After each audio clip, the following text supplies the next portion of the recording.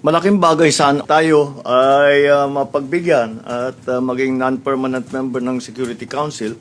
Uupo tayo sa Security Council, which is the guiding body of the United Nations. At doon dinidecide kung ano ang mga issue na dapat talakayin ng United Nations in mga General Assembly ng pag-uusapan and all the other issues around the world.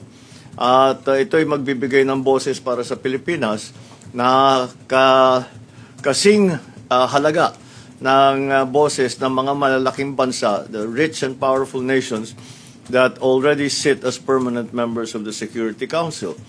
But we have to look beyond just the Philippines and what it can do for the Philippines. Dahil ito talaga ay bilang mapatibay pa ang ating partnership with the UN na matagal na. We have been working together with the UN since 1945 on many of the most important issues. And so it is really to strengthen that partnership. And it is not just about the Philippines. It is about being a representative voice for middle-income countries, for developing countries, for the Indo-Pacific region, which is now really the driver of a great deal of the global economy and of geopolitics. Kaya't napakahalaga na magkaroon tayo ng boses sa ganyang klaseng body na napaka-importante at napakataas na sa ngayon ay wala tayong boses na ganyan. At tayo ay magiging boses hindi lamang para sa Pilipinas, kung hindi sa mga iba't ibang bansa din. Thank you, Mr. President. The next question will come from Harleen Delgado, ABS-CBN. Hi, Mr. President. Good afternoon.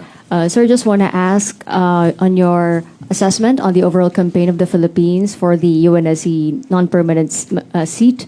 Just wondering, sir, what are the challenges, if there's any, that you've encountered during the campaign, and how optimistic are you in winning against our rival country, Kyrgyzstan? Well, we have the advantage, and this is what I highlighted in my speech, that the advantage that the Philippines has is that we have a very strong record of partnership with the UN over the years. Hindi lamang, it's not about the Philippines. For example, yung mga peacekeeping na tinutulungan natin ng UN under the auspices of the UN. Yung ating mga pagdala ng mga iba't ibang issue na tayo lang ang nagdala sa UN. Women's issues, climate change issues, social issues that were initiated by the Philippines. And because of that, we see now an opportunity to contribute even more. And that, I think, will serve to the advantage of the Philippines in this candidature. It's very hard to assess what the chances are. We have some solid expressions of support, but it is a silent ballot, secret ballot rather.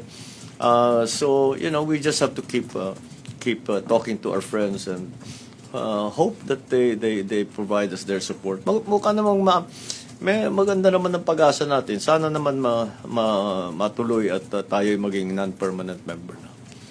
Thank you.